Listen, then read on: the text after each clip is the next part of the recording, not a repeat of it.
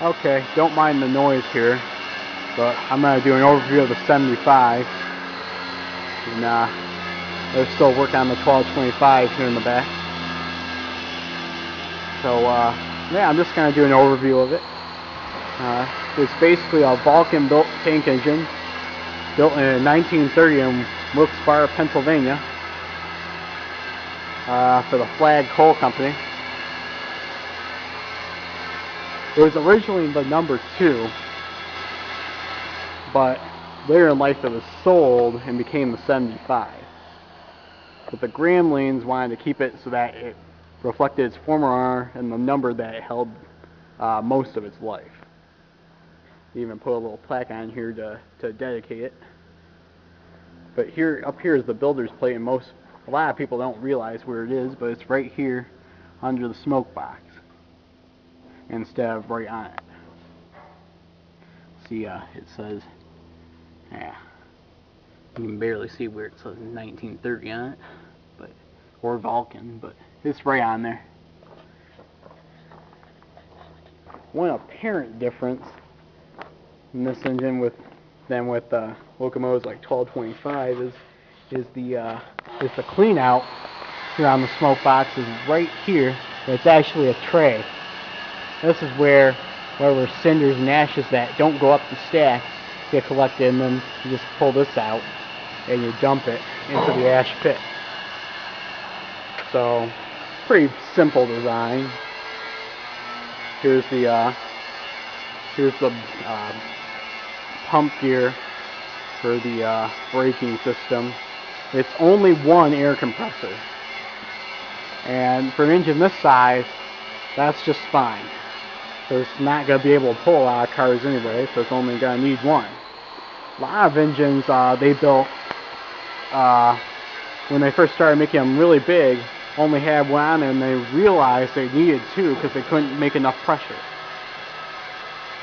So yeah, trial and error there. But the Gramlings added this little piece on here, this little eagle, as their hood ornament. Pretty interesting. I like how they do things. It's actually up here in storage and gonna run trips for us, just basically so they could free up some room in their barn down in Indiana. They got another tank engine they're trying to restore, an 042T. I forget what they're gonna name it. I think they said it was gonna be named Sadie. Here, there's their other locomotive, 126. So I'm not sure. You see the framework in here, and it's basic Stevenson valve gear, I believe. Yeah, inside valve gear. Smaller locomotives like this, it's easier to have it on the inside. It's so open. 1225s, of course, has to be on the outside because it's such a big engine. It'd be a real hassle to get in there. See, here's the plaque on the other side. The cab is basically a brand new. The one that was on there originally was pretty much shot up. Just basically a lean-to that was left. It was found in the woods behind the old Rail City Museum. One of those that the doctor who started it wanted to restore eventually, but unfortunately the museum closed down before he could get around to it. So it was sold off as an estate sale in 1991.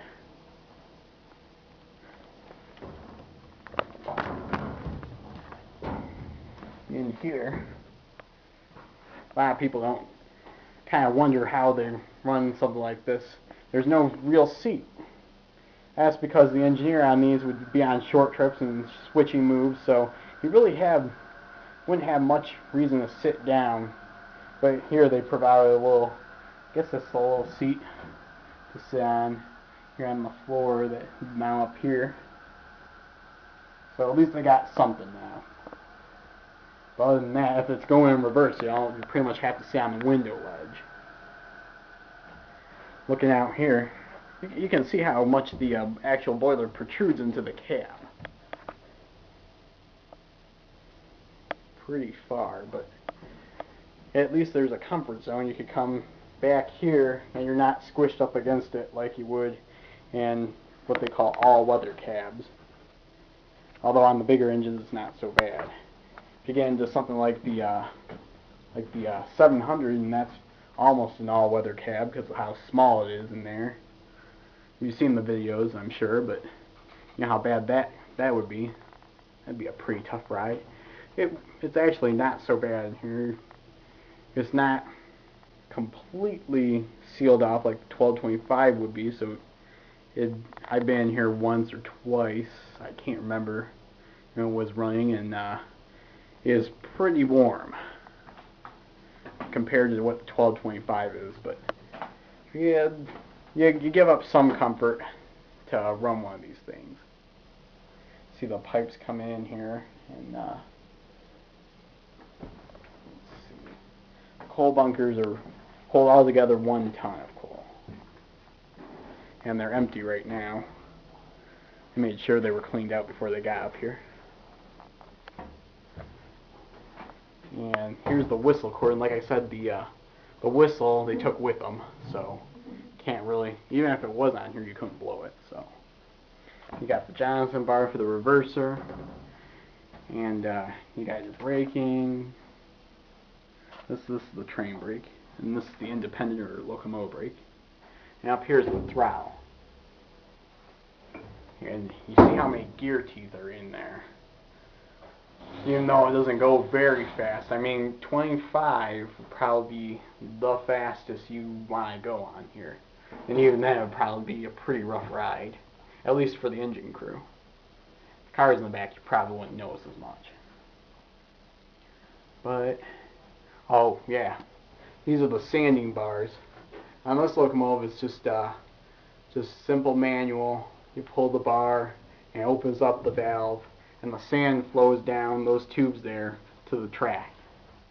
Unlike the 1225, which is air powered, and would come off those lines, which you see hanging off the top there. Of course, the sandbox would be on there, but that's what those tubes are to connect to the top of the sanding lines.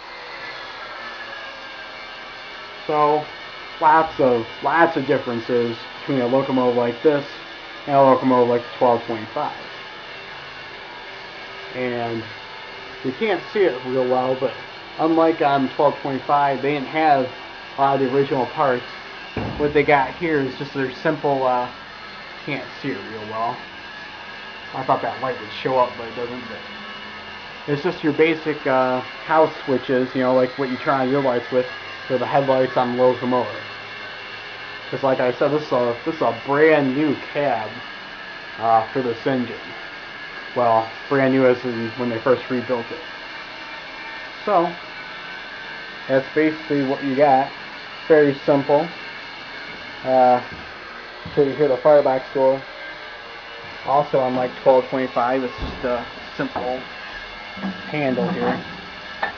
And then you open up like that. Kind of like what you saw on the 152 earlier this summer. So you got the handle like that. And you can barely see in there because it's really dark. There's no fire, so there's nothing to see right now. So, yeah, come on out later this month and you'll be able to see it. I believe you said the 27th when we do the Treats and Trains event here at the site. And we're going to be, hopefully the little kids will like it, going out for some hour trips. I think we'll do probably 3 or 4. It's also a casino trip that day, but that's about it. We're gonna plan some more trips here this winter, actually, so we can store it and still run it up here. Got a little bit quieter out here. One little short note. I was cleaning out here yesterday, and it's gonna look nicer. I just didn't get to these tracks here, or the storage tracks along the side, because of the event we were having. We had one of the fall color trips. I think it was the one to Clare yesterday. So they're doing some sort of hazmat training over here in the GLC's yard. So that's going on. I'm going to be finishing up the roof of the Père Marquette boxcar pretty soon. I'd like to do a video on that once the whole project gets done. But we're working on it. We're also working on One of the passenger car that hadn't been finished painting. We're gonna be finishing that hopefully by Christmas. It's been hard on labor. Oh, and one more thing.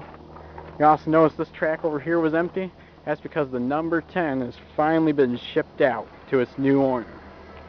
And I actually left on the same day that 75 arrived. Just took the 75 off, and then we rolled the other one onto the trailer.